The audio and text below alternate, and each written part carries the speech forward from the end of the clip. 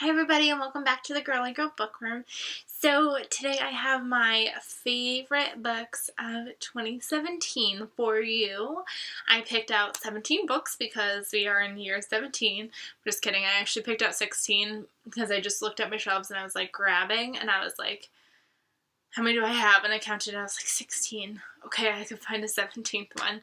These are absolutely in no particular order. I tried to make sure that I didn't have an author more than once because obviously when I found favorite authors, I read a couple of them by them, but I'm just picking one as an honorary to all kind of situation. It's so weird. This is my first year in a while that I don't have a Diane Chamberlain book on here because I didn't actually really love her book this year. And then I have no Leah Moriarty because she didn't come out with any books this year. So that's so sad. Because I normally always have one by them on here and it's so weird. Sorry. But I do have a new favorite author and I did include this person in my last year's one, but she has continued to be my favorite, and that is Taylor Jenkins Reid, and I've read all of her books this year other than When True Loves because I read that the year before that. So I've read this book, I've read Maybe in Another Life, I've read Forever Interrupted, I've read The Seven Husbands of Evelyn Hugo. So I read a lot by her and I absolutely adore her, and I can't wait for her to write more books because they are just simply fantastic contemporaries that make you think a lot. So that's kind of what I have to say about her is she writes contemporaries, but they're not just these light and fluffy things. They really make you think about life and what life means, and I adore her books. I adore her. I read this beauty this year. I read Murder on the Orient Express by Agatha Christie, and I loved this book. The movie was fantastic. I'm so glad that the movie came out, which inspired me to pick this book up. Obviously, this is one of her like cult classics that everybody knows about, but I had it on my shelf, and one day I was watching YouTube, and there was an ad for the movie that was coming out like months later, and I was like, wait a minute. I think this is one of the ones I own, and I picked it up that night, and I flew through it. Really enjoyed this one. So definitely a fantastic read. So I definitely recommend this. And if you haven't seen the movie, definitely go see it. I read The Memory of You by Catherine West. This is my second book that I've read by her. Another contemporary book that I believe it's actually Christian fiction. Is it Christian fiction? I don't know. Usually when the Fiction Guild sends me books, they tend to be of that nature. But it's just about bringing, like, families together. It's about a girl who, her grandfather passed away and left her this vineyard, so she goes to take care of it. This guy kind of, like, is scared of what she's going to do with the vineyard because he, like, lives there and things like that, and obviously love ensues. But, and her father doesn't want her to be running this vineyard, but she is, like, set to try, and it was really good, and I really enjoyed it. So maybe actually this one wasn't Christian fiction. It might have been. It doesn't say it anywhere on it, which always throws me off so much. But definitely one of my favorite authors, and I will continue reading books by her as well. I'm just like going on the Fiction Guild books, so why don't I keep going with them? If I'm Found by Terry Blackstock. This is the second book to the If I Run series. This book came out this year. The third one comes out in March, and I love this series. This one's also Christian fiction. I'm sorry.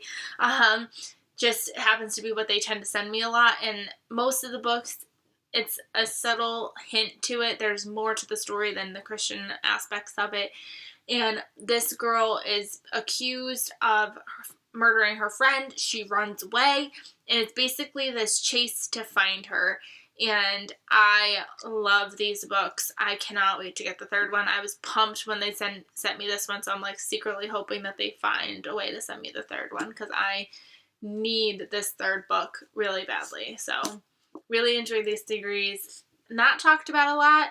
I think maybe because it does have that Christian fiction tone to it, but if that kind of thing doesn't bother you, definitely I recommend these books. Another Fiction Guild book. Sorry, guys. But that's The Writing Desk by Rachel Hawk. I would have bought this book even if the Fiction Guild did not send it to me. I love Rachel Hawk. She also has kind of a Christian fiction tone to her, but not heavy at all. This book follows a girl, and she has this, like, intense writer's block, and she, like, has to go take care of her mother because her mother is dying of cancer. She's kind of, like, never really had a relationship with her mother, and their mother has this writing desk, and she thinks, like, this is it. This is gonna make me, like, finally be able to write. There's a guy who wants the desk because he's an antiquer. This also follows back in time. This other woman who wants to be a writer way back in the day when it wasn't normal for a woman to want to be a writer. And this is fantastic. I flew through this. This is one of those books that I tried to break up and chunk because I wanted to devour it a little bit at a time, and I just couldn't do it. I couldn't put the book down. I had to figure out what was going to happen, and I really, really loved this book. This one was a surprise. I was going to do a surprising book, but a lot of the surprising books ended up being my favorite books this year. So I decided not to do the surprising of 2017. So I'm just going to let you know when they are surprises. And that was The Woman in Cabin 10 by Ruth Ware. I have heard nothing but negative things about this book. And I really enjoyed, not Through the Woods, what was it called? In a Dark, Dark Wood. And I did enjoy her recent release, The Lion Game, but I've heard mixed things about this, and I got so nervous, and I took this book on the train to a Yankees game, and I devoured it. I took it, obviously, on the train there. I read it all the way there. I read it all the way back, and I had 20 pages left when I got off that train. So I really, really, really enjoyed this book more than I thought I was going to. It's about this woman, and she is convinced that she hears someone go overboard on this boat. She's convinced of it. She's supposed to be on this boat to, like, write an article about it, but she's, like, so caught up in this woman that was in cabin 10 that she's convinced has been murdered, and things ensue because no one can prove there was even a woman in this cabin. So I was pleasantly surprised. This captured me from the beginning to the end, and I really enjoyed this one. A Book of the Month book made this list, which is, that was a Book of the Month book too. Trending. We see where I was this year. Book of the Month, Fiction Guild, the library. That's basically where I was this year. The Couple Next Door, by Sherry LaPena. I have heard nothing but good things about this book. Everybody's read it. I feel like I was seeing it everywhere. I saw it at Target. My best friend was reading it. My brother-in-law's friend was reading it when we went to the Cape, and I was like, I need to get my hands on this book, and I finally sucked it up and got it from the Book of the Month Club, and I really enjoyed this book. This is about a couple. They leave their baby home alone while they go next door to have dinner with this family, and their baby goes missing, and they have to figure out what happened to this baby, and it was intense, and another book that was unputdownable. So good. Definitely recommend this one as well.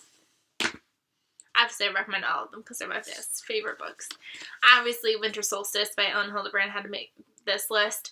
This is the fourth and final book in the series. I also read The Identicals by her this year, so both books that I read by her were fantastic, and obviously, I love Ellen, so she had to make this list. Denise Hunter had to make this list, and this is kind of the vision of her because I read Barefoot Summer by her, I read Dancing with Fireflies, I read The Wishing Season, I read Sweetbriar Cottage by her, so I read a lot of books by her. She's just basically a favorite who needed to make this list because I've enjoyed every book that I've read by her. I've basically given everything I've read by her 4 or 5 stars. Fantastic. Kind of Christian fiction-y, but not really. Also discovered her through the Fiction Guild, so I love her and everything that I've read. And, like, clearly this entire shelf is her, and I've read everything but 2 books of hers that are on that shelf right now. So she's going to continue to be one of my favorites. Beth Kendrick made this list with The Bake Off. I really enjoyed this book. If you just saw me, I just wrapped this book up.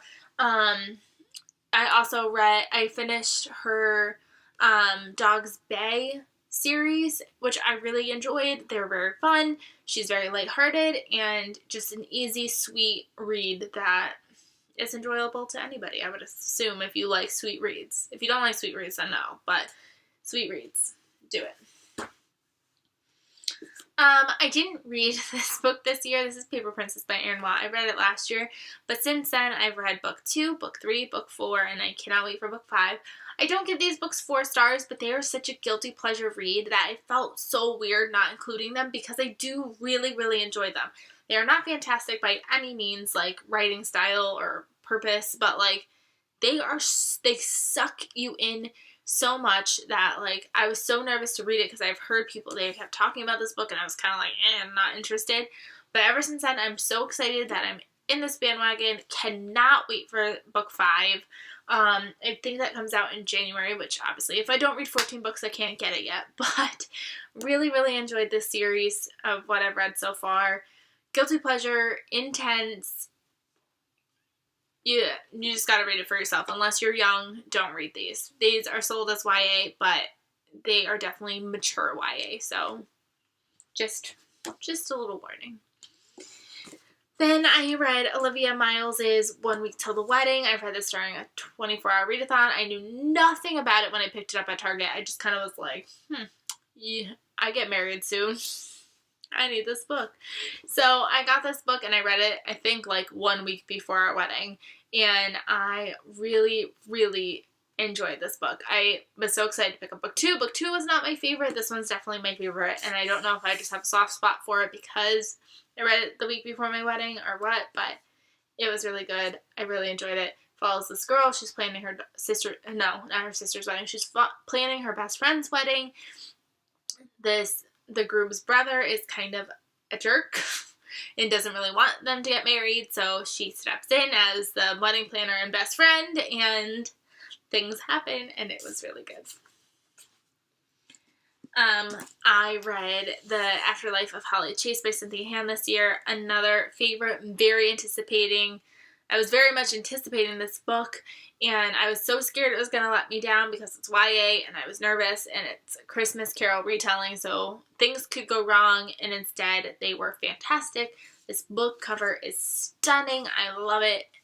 I'm planning on possibly, like, picking this up as, like, my annual holiday book that I'm probably going to want to reread every year because it's just fantastic. A surprise read for me was The Book of Ivy by Amy Engel. I read this year, so much so that I had to, like, the minute I finished this book, buy the sequel and rush it here so I could pick it up and read it. It was really good. I didn't believe the hype around it. People always said how addicting it was and how you just had to read it, and I agree. I had to pick it up and I had to read it, and it really surprised me because it's like this dystopian society that I've gotten away from reading, and I really enjoyed this duology. So definitely sometimes the hype is worth the hype, and I feel like this one was worth the hype.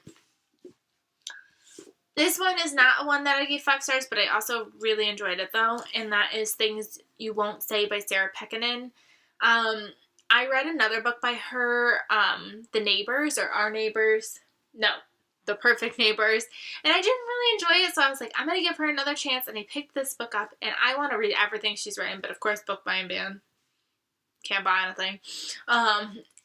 And I so enjoyed this book. It was about this cop, and this woman, she gets a call about her husband, that there was a shooting, but he wasn't involved, and he, wasn't shot or anything. But then she gets another phone call saying that there was another shooting, but this time her husband was the shooter.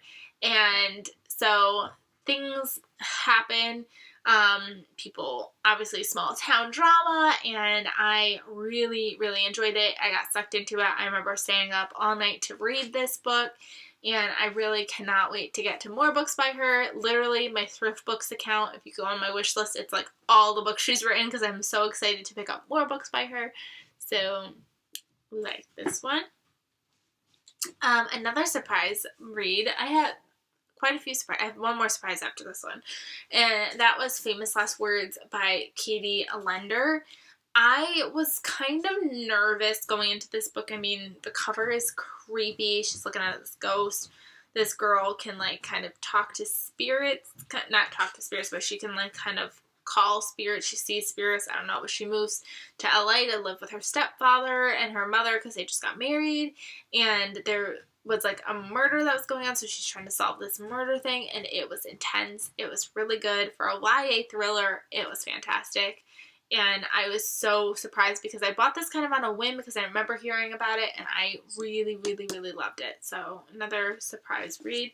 A lot of my surprises are YA, which is interesting. My other surprise was Windfall by Jennifer E. Smith because I had just recently unhauled The Statistical Probability of Love at First Sight. And I didn't really enjoy that book, but like this cover was like calling me. I was like, I need this book. I don't know why, but I need this book. Got it, and I was nervous that it was going to fall into this like YA trap of stupid stuff that I didn't like, and I really enjoyed this book. I read it for a 24-hour readathon, and it was fantastic. Follows a girl who has a crush on this boy, and for his and they're best friends. So for his birthday, she buys him a lottery ticket, and then he wins the lottery. So things ensue, because what happens when your best friend that you're secretly in love with wins all this money? So it was really good. I'm excited that I picked it up. Very happy that I read it this year. The last book, book number 17, was another YA book, which is surprising because I did not read a lot of YA. I really at some point want to like do a year in review where like I look at all my statistics, but I read majority adult. So it's interesting that I actually have a good equal amounts of YA and adult in here as my favorites because a lot of the books I read this year were adult. But the last book I have is Alex Approximately by Jen Bennett, another book that I read during a 24-hour readathon. And because I did read this year, I really, really enjoyed this one. It's supposed to be like You've Got Mail retelling, but with teenagers, and I really enjoyed this book. I was nervous again of this being like one of those like contemporary YA, I love you, like kind of things, and it wasn't, and I really enjoyed this one. So yes, those are my top 17 books of 2017. I hope you guys enjoyed. Maybe you found some books that you'd like to try to read in 2018. Let me know your thoughts down below, and I will see you guys really, really soon. Bye, everybody.